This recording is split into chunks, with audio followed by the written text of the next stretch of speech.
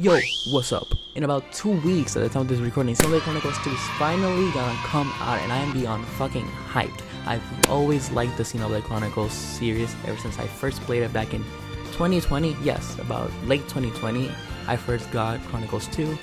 And then when Chronicles Definitive Edition came out, I didn't play it till now recently because I dropped Chronicles 2, but that's not the point. Point is, I eventually picked it up again and I got Definitive Edition, aka Chronicles 1, and I fucking loved them. Its characters and its world peak. What we're gonna talk about today is the fact that a lot of people have been meaning to get into the series, like lately, as in these past 3 to 2 weeks, and they tell me if they should play the game, and both games, and I'm like, yes, but you're really not going to make it, in the sense of the games are too long for you to finish it just in time for Chronicles 3. If you want to play it, you're gonna be there for a lot of time, unless you play at rush, which I don't recommend because you're not gonna first of all, you're not gonna enjoy the game. Second of all, you're not going to understand jack shit because so much is thrown at you that if you're gonna play it rush, it's not worth it. Just play Chronicles 3. Just jump into it as soon as it comes out. Play it, because luckily, from what I've seen, it's not gonna be so heavy. It's not gonna be so focused on Chronicles 1 and 2. It's just gonna be focused on itself. Chronicles 2 is gonna focus more on its story than to give emphasis on Chronicles 1 and 2. Will it give emphasis to both games? Hell yeah. This game is connected. No, they're not connected. This game is a literal sequel to Chronicles 1 and 2. But that's what we're gonna talk about today. The reason why I'm doing this video is because I wanna give you a basic understanding of the Xenoblade Chronicles story on what has happened and what led to Chronicles 3, so you could go into the game and at least be able to understand a little bit about it, how we got Xenoblade Chronicles 3 started anyways. And yeah, I hope you guys enjoy, and I will be going to some spoiler territory. Like, a lot of spoilers are gonna be here, so if you don't want any spoilers, then click off. But if you're willing to watch the video, and it's not gonna be that many we are gonna see a lot of spoilers here, but I'm not gonna spoil you the whole both games. I'm not gonna spoil you them from start to finish. No, I'm gonna just tell you what you need to know about those two games so you can play Chronicles 3. So you know what, let me stop stalling and let's get right into it. Now, how do we know these games are connected? These games are connected based off the fact that, as I said, we have returning locations. Well, I never said that we have returning locations in this fucking video.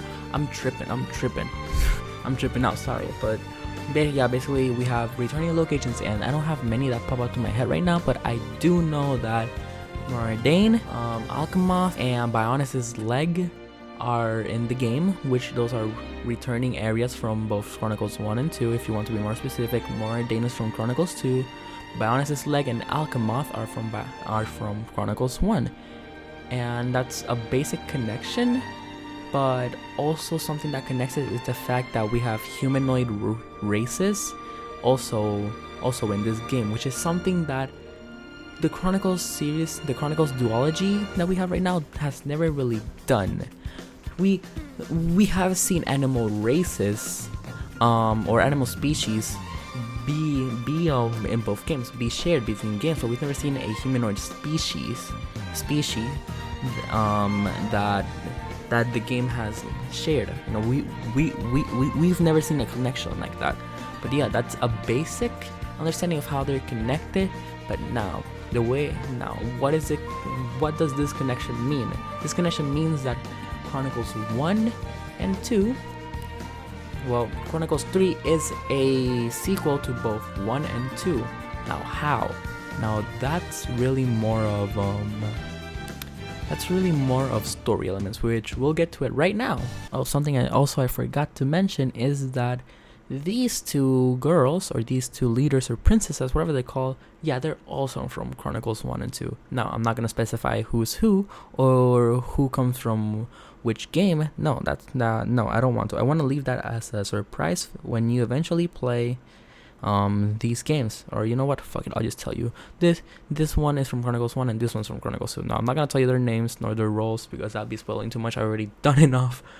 And well, I haven't spoiled you shit. I'm just telling you this. So you know what, fuck it, let's just go back to the video. Our story begins in the first low orbit station.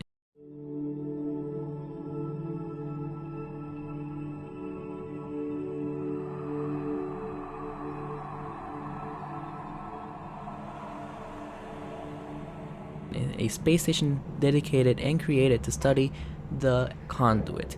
Now, what the fuck is a conduit? Well, basically a conduit is magnetic abnormal matter, which basically means that this big ass crystal, because that's what it is, a crystal, can create infinite amount of energy and serves as a gateway to alternative realities and parallel universes. And it's where the Aegises get their source of power. Now, I'm not gonna talk about right now about the Aegises, but just keep that in mind, okay? Just keep that in mind. Now, let's go back into the first low orbit station. In the space station, there was this scientist who was the one studying the conduit. This man is Klaus. Now, Klaus was studying the conduit because, let me give you a little bit of an explanation. Humanity in the Chronicles world, they fucked up the Earth into a unrepairable state. So, Klaus, knowing what the conduit does due to all his research, he wants to create a whole new universe where humans can live, or hey, they can be beyond humans. They can be something better than they were in Earth. So, what did he do? He created a new universe. He created a new universe, but he was separated into two entities. Sansa, who is the antagonist and god of Xenoblade Chronicles 1, and the Architect, who is the god, and we could say the creator of Xenoblade Chronicles 2, the original timeline. Many elements from the original universe are also sent to other dimensions. For example, some humans, some lives were literally sucked in by the conduit to other dimensions, because you think everything went wrong. Everything horribly went wrong. Like, he created a whole new universe, but at what cost? Everything got fucked up.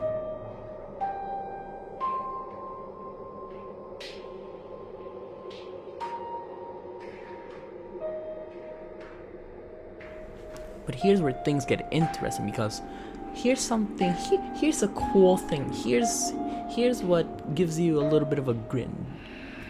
Basically, I shit you not, that new universe that Klaus created, yeah, well, that's where Xenoblade Chronicles 1 takes place. So basically, Klaus created Chronicles 1, and Chronicles 1 is a alternative reality to Xenoblade Chronicles 2, which is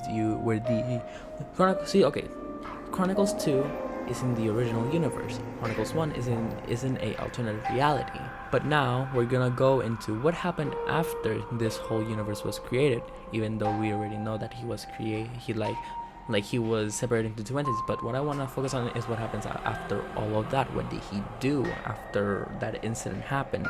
Now, what happened after the incident? The other half of Klaus, who stayed in the original universe, was one of the only survivors of the incident.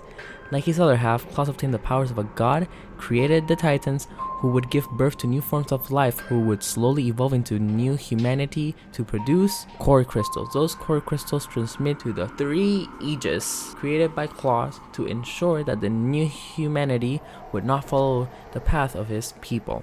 Now, who were those three Aegises? Well, those three Aegises were... Wait, let me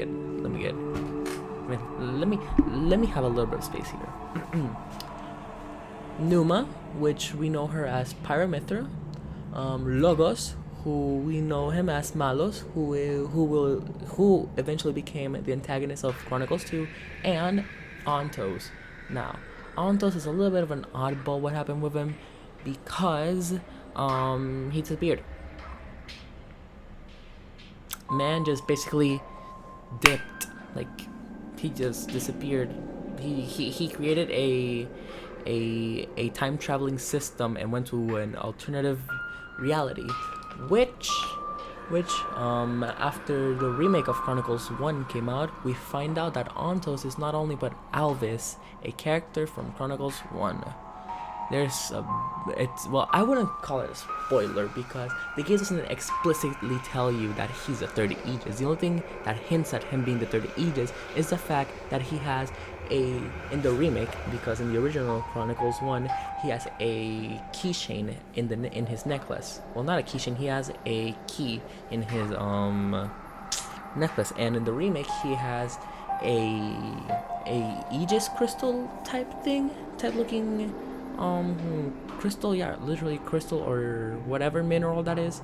And come on, at the end of the game, he tells you that the universe in which Chronicles 2 happens is his original home. So at this point, Alvis is the third Aegis.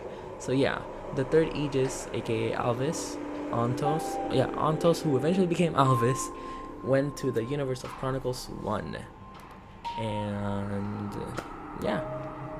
And yeah, that's basically it for Chronicles 2, for now at least, because I want to emphasize more on Chronicles 1, but in reality, I really can't, because there really isn't much to work with Chronicles 1. The only thing that Chronicle 1 is relevant of is literally to show us who was Claus in the Chronicles 1 universe, and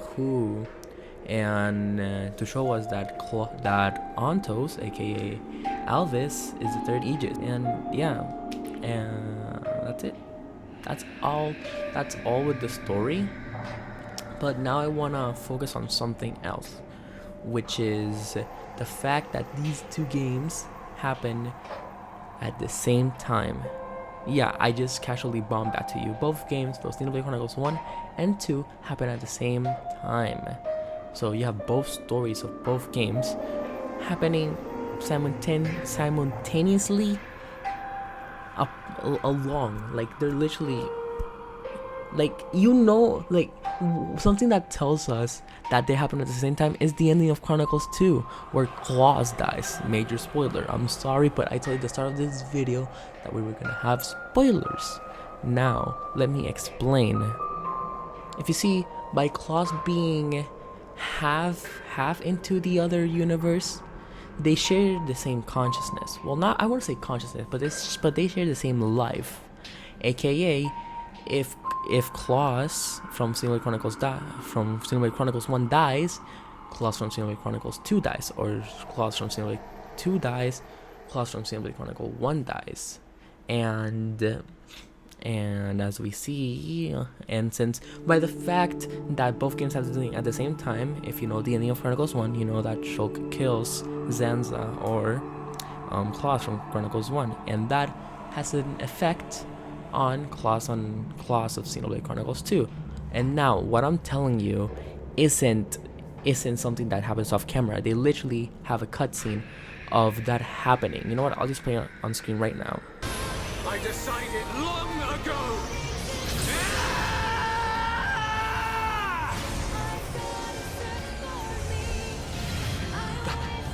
That's simple. Today, we use our power to fell a god, and then seize our destiny.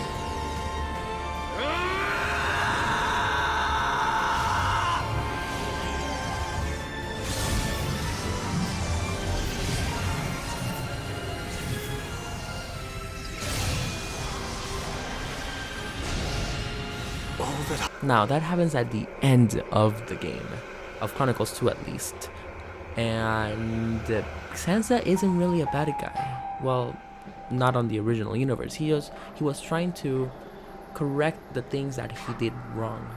And what the last thing he does before he dies is basically make sure that Rex and everyone has a new world to live in the sense of he erased the how do you call it, the ruins of Moritha, which is where Claus used to live, which is where the humans used to live. That was a place on Earth where all the humans used to live. And now, after they fucked up Earth so bad, now it's just a ruin. So Claus, with his last breath, he saved everyone. He basically saved everyone.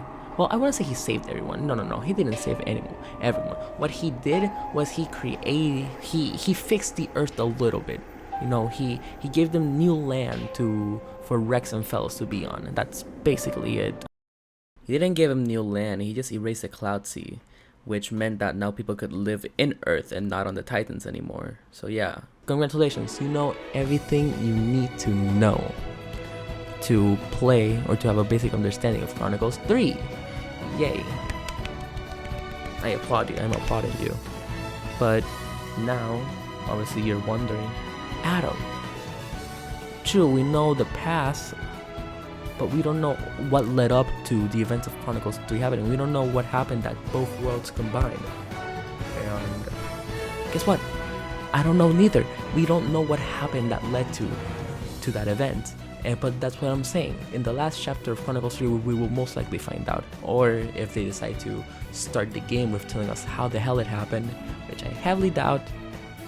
And then yeah, we don't know much. Hope you guys enjoyed this video. I hope that I was a helping hand. I hope that I was that hand that carried you through all this Xenoblade thing. I hope that I helped you and I introduced you well to understand the series. Again, I don't know how to.